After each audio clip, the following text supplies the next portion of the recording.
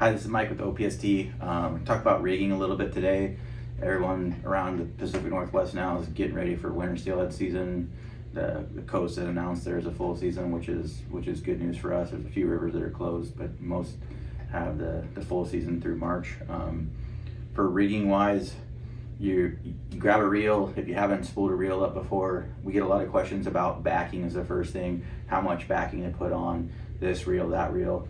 The truth is there's no right answer to that. It's kind of an educated guess, and I highly recommend that you go to your local fly shop and have them put backing on, because the machines put them on tight, and you don't want to lose a fish of a lifetime because you put 200 yards of backing on, you couldn't get tight enough, and then when a fish goes to run, it actually will bite into itself and basically create a knot.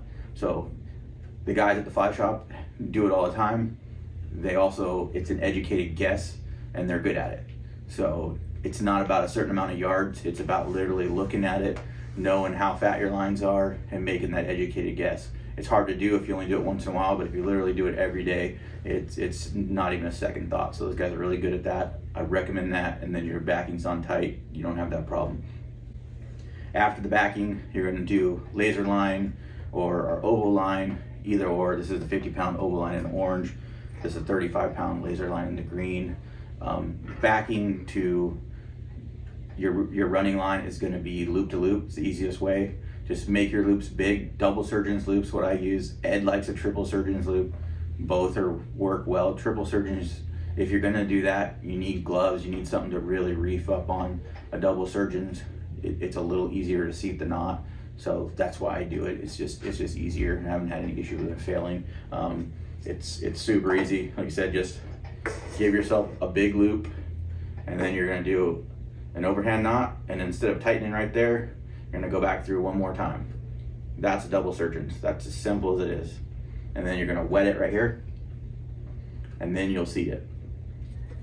And that, by getting it wet like that, will help it seat. Simple as that. Do that to your backing, same way, and then it's a loop to loop connection. Slide it through, pass your reel through. I'll show you here on this guy. So reel your laser line on, your oval line. The loop in the front, usually the same thing. Make it big enough to pass the size of a fly line spool. It could be something this big. With heads, it's not a huge deal. So I've kind of shrunk my loops on my own personal stuff, and it's really doesn't make any difference. It's just what I do. So if you look at mine, it's a double surgeon, but it's smaller. If you were to say do a floating line and a single hand rod, this does not work, because you got to pass the whole line through a 100-foot line, versus a commando head, you're less than 20 feet. So I can pass that through a small loop, no big deal. They're not on spools, so I don't got to pass a whole spool through it. Everything else, backing, laser line, you want to be able to pass those whole spools through your loops. So that's important to take into account when you're doing your double surgeons. And double surgeons are nice because they seat up easily and it's easy to deal with. Then just grab your head here, and like I said, with a short head, small loop, no big deal. You're gonna go through the commando head, and then you're gonna pass it back. If your loop's bigger, like I said, much easier.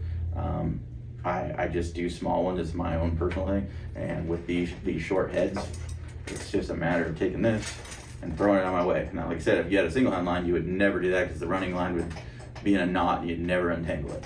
But with this, literally just passing it through, and the key to that is you get a square knot. If you go the other way, if the loop folds over the mono and it's anything basically like that, you can still finish it off, but don't seat it like so. Just push the loop over. That loop has to be like so. It has to be a square knot. It'll come in and out, no problem. Then that seats up. And then you move on to tips. And like I said, we're preparing for winter steelhead. So I got a 10-foot 110 grain tip. This is the type 6. We got 3 sizes, 3, 6, and 9. Start with the 6. It's the middle of the road one. Depending on your situation, if you're fishing deeper water or faster current, different places that are mid-depth, go to the 9. 6 is a great starting point. threes. If you get into some shallow riffles, some tail outs, you know there's some fish coming up the tide and they sit over this fast run, they're sitting around that tail out, you figure they're sitting shallow, go to a type 3. You're fishing a shallower run that holds up and it's a trap, fish a type 3. Get in there and fish shallower. Just find the one that you're the most comfortable with, start with that one, because confidence is a big thing in this game too. And the same thing with tips. You have your 2 loops, you're gonna go through, and then you're gonna come back here. Again, it's 10 feet, not a big deal. Small loops, go back through your loop again like that, and then you're just gonna work your way forward.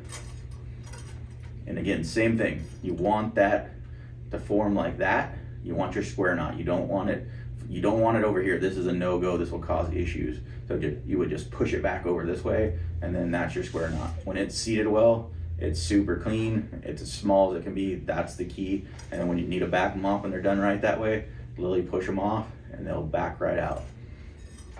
Go down to the end, and we're gonna talk tippet. That's a preference thing. Keep it short, 3 to 4 feet. That's as long as I'm gonna fish it. Some guys will run our fluorocarbon, 16 pound, 18 pound, 20 pound, and run 3 or 4 feet of that, make a loop, tie fly on. Nothing wrong with it. I've always been, I wanna continue my taper, that's my theory on it.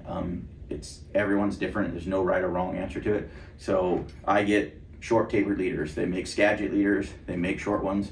The thing that I do, that the leaders don't come with, they come with a perfection loop that's really small. And what I'll recommend, since we're changing tips, and the tip that people don't talk about very often is you don't want to cut your leader or cut your tippet every time you change tips. You don't want to cut your fly off. You don't want to start over. So you're like, how do I do that? Well, the easy answer is make this loop like 2 inches, 1.5 to 2 inches. Makes no difference after it's rigged, but the key is you can literally tie a fly on. I'm gonna do this here real quick, just to show you that how it can be done really easy. And you can do a loop knot, you can do a clinch knot. For speed and time right now, I'm just doing the clinch knot. So your fly's on, now you got a leader. You're like, well, I can't put that on. Key is make it this big. So you're gonna go through your tip, and then you're gonna take your fly, now that this loop is big enough. So cut that little perfection loop off, put a big loop on. You can do a double surgeons, you can do a large perfection. So again, we talked about how these things sit up and how that one's wrong, right? So this is not laying over right. So prime example, you're gonna take this and just fold it over. You're gonna push it over the knot. It takes a second. Sometimes it'll hang on the knot like it's doing right now. And you'll do this in the field, so it's a good thing to not like say, hey, this works really easy. It is, but you got to get it past there. Fold it over like that, and then you got the same square knot you did to your backing, to your running line, to your tip, and now to your leader or straight tippet. It sinks down real small. Like you said, your loop is yay big now, and your fly is still on. So if you want to go down to a type 3 tip or go up to the 9, unloop it, leave your fly on. Same thing. You want to take that off. Instead of cutting my leader or my tippet, your fluorocarbon, anything gets expensive. You're cutting it all the time and wasting it. And all you're gonna do to take that off to change your sink tip, and then you're off again.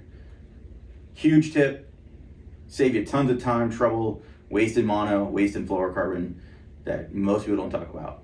But it's well worth doing. And like I said, even you buy, this is a pre-bought tapered leader that's 4 feet. I like to do fluorocarbon. Again, it's a preference thing. A lot of guys are like, well, they see the fish sees the fly from behind, so don't really need it. So, but might as well, if you believe in fluorocarbon, or if you're more confident with fluorocarbon, add fluorocarbon.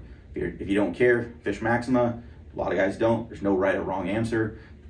Catch rates don't seem to change much. It's just what you're confident in. And like I said, change your tip, and you come back here, fold your loop over, clear that knot, get the knot through the loop here real quick,